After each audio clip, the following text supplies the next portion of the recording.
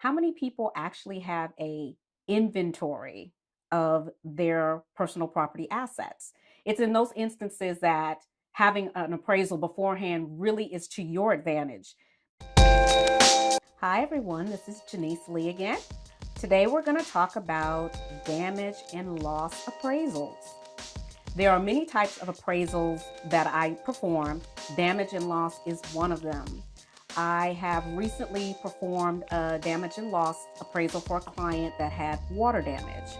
I have also performed damage and loss claims. I had a client who was moving from one side of the country to the other.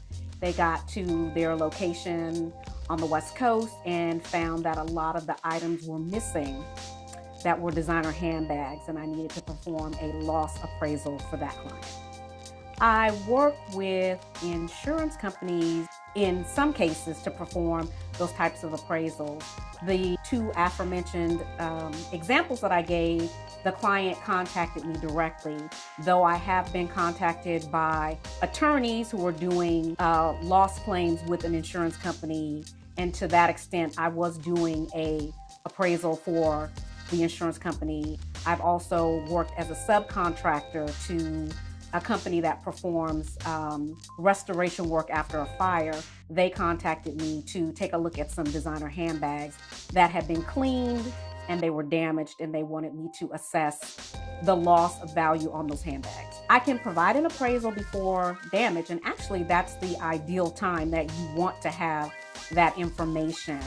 I again was contacted by a client who was going to be traveling overseas, and his insurance carrier wanted him to have an insurance on the equipment before he left the country. Ideally, that way there is a solid understanding of the value of the item should it get stolen while he was traveling. The ideal point to have an understanding of the value of the item is prior to the damage.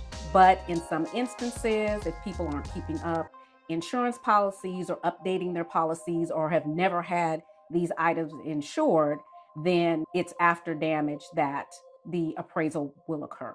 There is not necessarily a penalty assigned to having your items appraised after damage.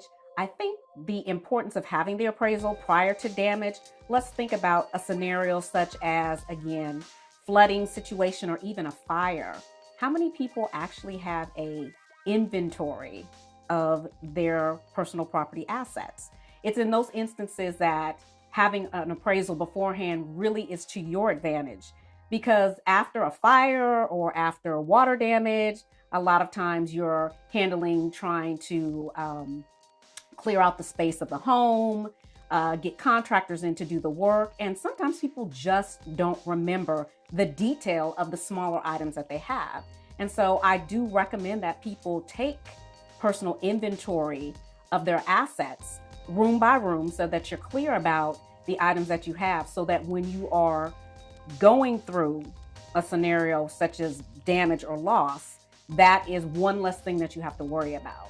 In most of the cases where I have provided damage and loss appraisals, the client has found me on their own. I was not recommended to them by an insurance company, though I am aware that there are appraisers that insurance carriers do use. And so I am in relationship with a few carriers, but up to this point, I have mainly been contacted by clients who have found me on their own. So I'd like to thank you for taking the time to watch this segment on damage does not have to be your loss. And I hope that you'll catch the next episode about damage and loss. And I also would like you to follow me on one of the social media platforms listed below. And I look forward to the next episode.